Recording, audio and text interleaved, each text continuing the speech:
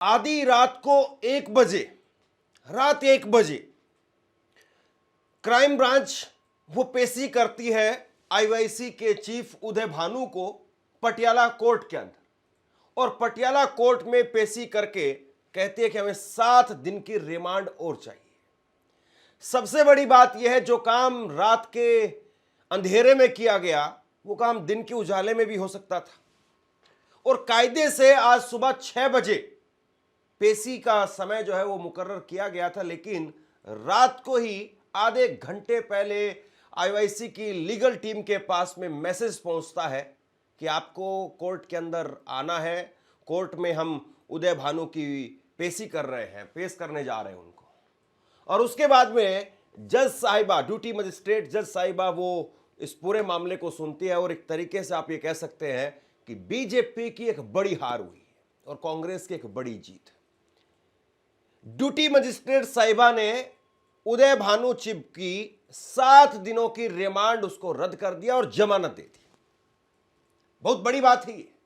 7 दिन की उनकी जो रिमांड मांगी गई थी क्राइम ब्रांच की तरफ से, उसको रद्द कर दिया कि नहीं, आपके पास में कौन से ऐसे सबूत हैं जिसके आधार पर आप ये कह रहे हैं कि आपको और आवश्यकता है, 7 दिनों के लिए आप और रिमांड पर लेना चाहते हैं, ऐसे कौन से आपके पास में ठोस सबूत है जिसको लेकर के आप ये कह रहे हैं।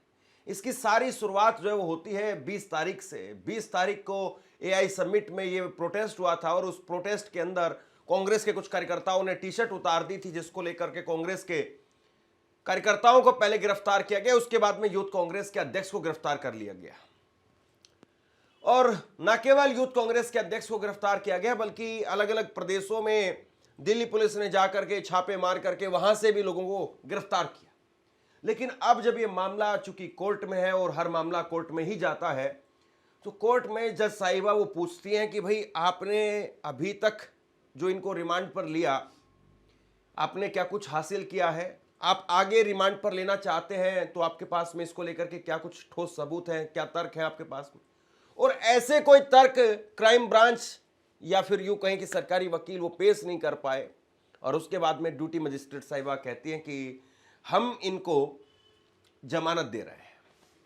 न केवल जमानत दी, वहां पर कुछ शर्तें वहां पर रखी जमानत के साथ में, कहा कि आपको आपका पासपोर्ट वो जमा करना पड़ेगा, आपको 50,000 रुपए के मुचलके पर जमानत दी जा रही है। यह भी कहा गया कि आपको आपके इलेक्ट्रॉनिक गैजेट वो जमा करने होंगे। इन सब पर हम आगे आएंगे, लेकिन सवाल इस बात का है कि साहब ये रात के अंधेरे में, रात को 1 बजे ऐसा भी कौन सा तूफान आ रहा था कि रात को 1 बजे आप ड्यूटी मजिस्ट्रेट साहिबा उनको भी उठाते हैं, और आप भी, ये गजब है साहब। जो काम आज दिन में हो सकता था, रूटीन का काम हो सकता था, उसमें आप रात को लेकर के चले गए इस मामले को। आधी रात को सुनवाई हुई है, आधी रात को 1 बजे के आसपास। ये आप देखिए, आईवाईसी लीगल टीम के जो लॉयर हैं रुपेश भदौरिया, उनकी तरफ से ट्वीट किया गया। वो कहते हैं कि भाई हमें आधी रात को हमें जानकारी दी गई, और उसके बाद में जो है वो हम वहां पर पहुंचते हैं, और क्राइम ब्रांच की तरफ से 7 दिनों की और कस्टडी मांगी गई, लेकिन हमने 7 दिनों की जो कस्टडी उनकी तरफ से मांगी गई थी, उसके खिलाफ जो है वो हमने जज साहिबा ने वो अर्जी को खारिज कर दिया, और उसके बाद में उनकी रिमांड की जो अर्जी थी वो उसको खारिज कर दिया। उसके बाद में हमने जमानत की अर्जी जो है वो दाखिल की, और हमारी जमानत की अर्जी को स्वीकार कर लिया गया। देखिए, इस पूरे मामले के अंदर कौन कहां पर खड़ा हुआ है, इसको जरा समझिए। प्रधानमंत्री नरेंद्र मोदी मेरठ में जाते हैं, इस जो ये प्रोटेस्ट हुआ इसके ठीक बाद में, और मेरठ में जाकर के कहते हैं कि कांग्रेस नंगी है, कांग्रेस ये है, कांग्रेस वो है। नरेंद्र मोदी जी ने ये सारी बातें कही। इसके बाद में नरेंद्र मोदी दूसरे कार्यक्रम में शामिल होते हैं, और वहां पर कहते हैं कि जिनके बब्बर शेर सामान्य लोगों के, सामान्य नागरिकों के जूते खा रहे थे, भाग रहे थे, उन्हें संसद के शेर को देख करके डर लग रहा था। ये सारी बातें जो प्रधानमंत्री कहते हैं। अब प्रधानमंत्री जी जरा बता दीजिए साहब आप, कि सारी ताकत लगाने के बाद में, सब कुछ लगाने के बाद में, और जाहिर सी बात है जिस मैटर में खुद प्रधानमंत्री जाकर के अगर भाषणबाजी कर रहे हैं, वो मैटर छोटा नहीं रहता है। फिर यूं तो देश भर के अंदर हजारों मुकदमे रोज होते हैं, हजारों मुकदमे रोज सुनवाई के लिए आते हैं, हजारों जमानतें होती हैं, हजारों जमानतें रद्द हो जाती हैं, लेकिन जिस मामले में खुद प्रधानमंत्री अगर जा करके भाषणबाजी बयानबाजी कर रहे हैं तो कहीं ना कहीं जज साहब के दिमाग में भी रहता है, क्योंकि वो भी अखबार पढ़ते हैं, टीवी देखते हैं, सोशल मीडिया को देखते हैं, ऐसा नहीं है। और ये बात सही है कि कोई भी जज सोशल मीडिया को देख करके, अखबार को देख करके राय नहीं बनाता है, लेकिन कहीं ना कहीं देखते तो वो भी हैं ही। लेकिन सवाल इस बात का है कि प्रधानमंत्री अपनी पूरी ताकत लगा रहे थे, बीजेपी अपनी पूरी ताकत लगा रही थी, दिल्ली पुलिस शिमला में और अलग अलग जगह पर छापेमारी कर रही है, पूरी ताकत लगा रही थी। उस सबके बावजूद हासिल क्या हुआ? उस सबके बावजूद क्या हासिल हुआ आप बताइए जरा। क्या अभी तक पुलिस जो इस मामले के अंदर पेश कर पाई है, क्या पुलिस दिखा पाई है, क्या पुलिस अभी तक जो है वो बरामद कर पाई है? यह कहा गया कि इस मामले के अंदर फंडिंग की गई, इस मामले को जोर सोरोस और राहुल गांधी के साथ में जोड़ने की बातें बीजेपी के प्रवक्ता कहते रहे। तो भाई अगर सब कुछ आपके पास में था, इतना सारा आपके पास में था, कहां है वो सब कुछ? कहां है वो इतना सारा मैटर जो आप लेकर के चल रहे थे? और मुझे लगता है कि आजकल बीजेपी के दिन अच्छे नहीं चल रहे हैं। पहले रॉबर्ट वाड्रा और भूपेंद्र सिंह हुड्डा, उनके केस में बीजेपी को एक तगड़ी फटकार लग पड़ी, बीजेपी की एक तगड़ी करारी हार हुई और वहां पर रॉबर्ट वाड्रा, भूपेंद्र सिंह हुड्डा जमीन विवाद मामले को लेकर के उनको एक तरीके से आप ये कहिए क्लीन चिट मिल गई, जिस मामले को लेकर के नरेंद्र मोदी सरकारी दामाद सरकारी दामाद सरकारी दामाद ये माला जपते थे, उस मामले में भी बीजेपी को मुंह की खानी पड़ी, बीजेपी की करारी हार हुई। हालांकि वो मामला मीडिया में उतना आया नहीं, मीडिया में उस बात की उतनी चर्चा नहीं हुई, लेकिन वहां पर एक बहुत बड़ी जीत कांग्रेस की देखने को मिली। और दूसरा मामला कल सुबह निकल करके सामने आया, जब अरविंद केजरीवाल के मामले में दिल्ली की ही राउज एवेन्यू कोर्ट ने कहा कि आपके पास में सबूत ही नहीं है, जिस मामले में आपने एक सिटिंग मुख्यमंत्री को जेल में डाल दिया, आपने जिस मामले के अंदर डिप्टी सीएम को, एक राज्यसभा के सांसद को जेल के अंदर डाल दिया, कई कई महीनों के लिए आपने जेल में रखा, 17 महीने अलग अलग जो है वो 5 महीने 6 महीने के लिए आपने जेल में रखा, लेकिन हासिल क्या हुआ? आप सबूत नहीं इकट्ठा कर पाए। इसके बाद में शंकराचार्य का मामला निकल करके सामने आता है। शंकराचार्य के मामले में पुलिस उनकी गिरफ्तारी करना चाहती थी शंकराचार्य की, लेकिन उस मामले में जहां पर पोक्सो का मामला है, वहां पर पोक्सो के मामले में तुरंत गिरफ्तारी होती है, अग्रिम जमानत वो भी खारिज हो जाती है। गिरफ्तारी पर कोई कोर्ट रोक आमतौर पर लगाती नहीं है, पोक्सो के मामले में खास तौर पर। लेकिन शंकराचार्य का मामला था और जिस तरीके से चीजों को रखा जा रहा है, कोर्ट भी इस बात को देख रही थी, कोर्ट ने गिरफ्तारी के ऊपर रोक लगा दी। और फिर भी ये दिन खत्म नहीं हुआ था, आधी रात को ये लोग पहुंच गए कोर्ट के अंदर कि हमें 7 दिन की रिमांड चाहिए आईवाईसी चीफ की। और वहां पर आईवाईसी चीफ के मामले में कोर्ट ने कहा कि भैया आपके पास में क्या सबूत है, आपके पास में है क्या, मैटर क्या है आपके पास में, जिस आधार पर आप चाहते हैं कि इनको और जो है वो रिमांड पर रखा जाए। ये कोर्ट की तरफ से कहा गया। यानी एक तरीके से आप ये कहिए कि एक के बाद एक, एक के बाद एक, एक के बाद एक बीजेपी मुंह की खा रही है। और जाहिर सी बात है देश और दुनिया वो भी इस बात को देख रही है कि भाई आप किस हद तक किस तरीके से लगातार एक मामले में घिर रहे हैं और उसके बावजूद आप बाज आने के लिए तैयार नहीं है। उसके बावजूद लगातार जो अपनी राजनीतिक प्रतिद्वंदी पार्टियां हैं उनको कैसे निशाने पर लिया जा रहा है, ये सब कुछ पूरे देश के सामने तस्वीर है। ये तस्वीर देखिए आप, कल रात को आईवाईसी की कुछ कार्यकर्ता, आईवाईसी की महिला कार्यकर्ता वो पहुंच जाती हैं दिल्ली के दिल करोड़ पैलेस के अंदर और वहां पर इस तरह के पोस्टर लेकर के वो हाथ में नारेबाजी करने लगती हैं। वो कहती कि भाई हमारे आईवाईसी के चीफ को गिरफ्तार कर लिया गया है और सिर्फ शर्ट दिखाने भर का मामला था। जो है इल्जाम लगाए गए हैं, उन्हें अरेस्ट किया गया है, एंटी नेशनल बोला जा रहा है क्योंकि वो हिंदुस्तानी लोगों के लिए न्याय मांगने गए थे। हमारा डेटा बेचा जा रहा है यूएस ट्रेड डील में, हमारे किसानों के साथ गलत हो रहा है, टैरिफ हमारा काटा गया है। ये सारी चीजें लोगों की नजरों के सामने लगातार तैर रही है और प्रधानमंत्री एक तरीके से नैरेटिव बना रहे हैं कि भाई कांग्रेस तो नंगी हो गई है। वो दुनिया भर के जहां पर बड़े बड़े नेता, बड़े बड़े अलग अलग कंपनियों के सीईओ वो आए हुए थे, वहां पर उनके सामने नंगा होकर के प्रोटेस्ट कर रही थी।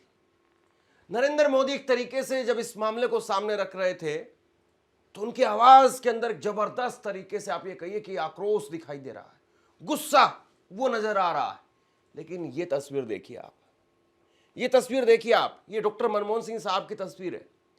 डॉक्टर मनमोहन सिंह साहब, और जिस वक्त में कांग्रेस के खिलाफ जोरदार तरीके से देश भर के अलग अलग जगह पर प्रोटेस्ट हो रहे थे, ये 2012 की तस्वीर है।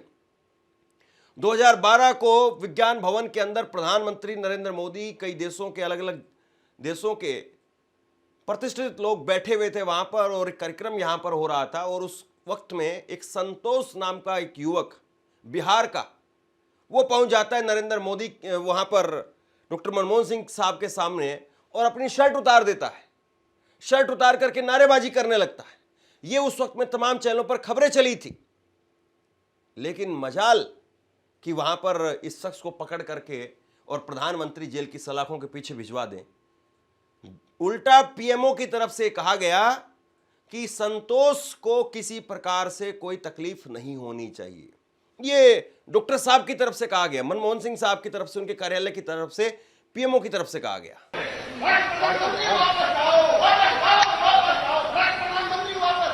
कि पीएमओ ने कहा है कि संतोष कुमार सुमन को परेशान नहीं किया जाना चाहिए। और ऐसे ही एक मामले के अंदर जहां पर नरेंद्र मोदी साहब मौजूद भी नहीं थे, वहां पर अगर कुछ युवा कार्यकर्ता आ गए, उन्होंने कपड़े उतार दिए, तो उस मामले को लेकर के देखिए आधी रात तक जो है वो कोर्ट खुलवाए जा रहे हैं। आधी रात को 1-1 बजे ड्यूटी मजिस्ट्रेट साहिबा वो बैठ करके कह रही कि भैया आपके पास में कुछ है तो बताइए आप। ये वो कह रही है कि भैया आपके पास में कुछ है जिसकी वजह से इनकी फर्दर आप रिमांड जो है मांग रहे हैं, कुछ है आपके पास में तो सामने रखिए। और पुलिस, क्राइम ब्रांच वो सामने नहीं रख पा रही है, सरकारी वकील वो सामने नहीं रख पा रहे कि आपको और क्यों रिमांड चाहिए। और बड़ी बात ये है कि इस मामले के अंदर पहले भी उनसे पूछताछ हो चुकी थी। ऐसा नहीं था कि कोई उनकी फ्रेश गिरफ्तारी हुई थी, कि पुलिस को तो अभी ये बहुत दिनों से फरार थे, ये पकड़ में नहीं आ रहे थे, पुलिस को जो है वो पता करना है कि किस तरीके से इन्होंने साजिश रची। ऐसा नहीं था। वो लगातार थाने के अंदर जा रहे थे, लगातार पुलिस पूछताछ कर रही थी। और जब उनको गिरफ्तार किया, उससे 18-20 घंटे पहले लगातार उनसे पूछताछ की जा चुकी थी, लेकिन फिर भी उनको गिरफ्तार कर लिया गया 18-20 घंटे की लगातार पूछताछ के बाद में। और अब 3-4 दिनों की रिमांड वो ले चुकी थी पुलिस, और उसके बाद में 1 हफ्ते की और रिमांड चाहती थी। और दूसरी तरफ मनमोहन सिंह साहब कहते हैं कि भाई संतोष को तकलीफ ना हो, छोड़ दीजिए, संतोष को जाने दीजिए। इतनी सी बात को आपने जो है वो इतना बड़ा बना दिया साहब, और कह रहे नंगा नंगा नंगा। अब कौन नंगा है साहब? मैं कांग्रेस वालों को पूछता हूं, देश तो जानता है आप पहले से ही नंगे हो, फिर कपड़े उतारने की जरूरत क्या पड़ी? कांग्रेस के नेताओं ने वहां जो कुछ किया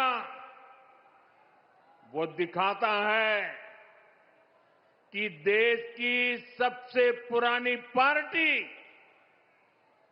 वैचारिक रूप से कितनी दिवालिया हो गई है, कितनी दरिद्र हो गई है। साथियों, कोई कल्पना नहीं कर सकता।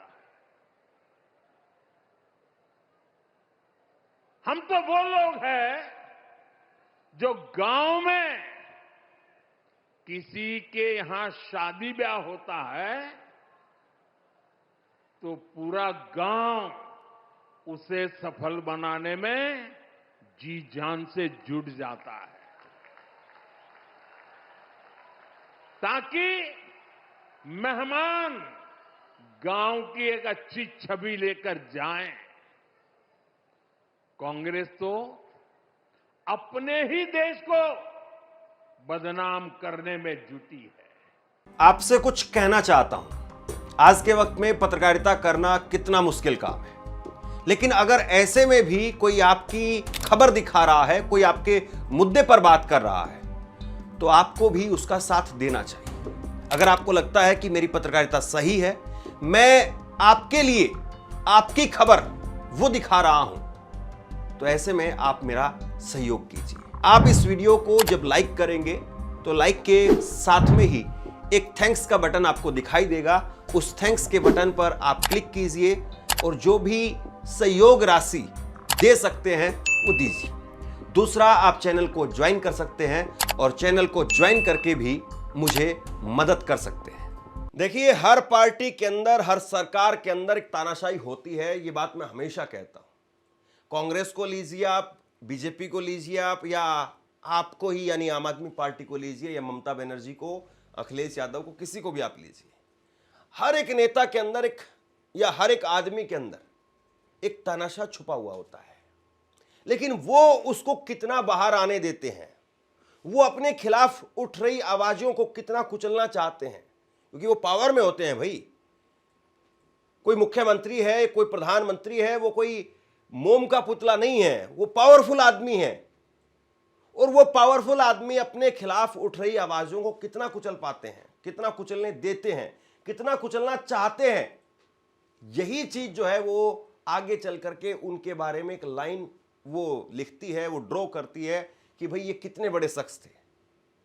दुनिया भर में आप इतिहास उठा करके देखिए, बड़े बड़े तानाशाहों का इतिहास भरा पड़ा है, बड़े बड़े डेमोक्रेट नेताओं का इतिहास भरा पड़ा है कि किस तरीके से जवाहरलाल नेहरू, उन्होंने अपने कॉलर पकड़ने वाली बुजुर्ग महिला को भी कह दिया कि भाई आपको आजाद भारत में यह हक मिला है कि आप प्रधानमंत्री का कॉलर पकड़ पा रही है।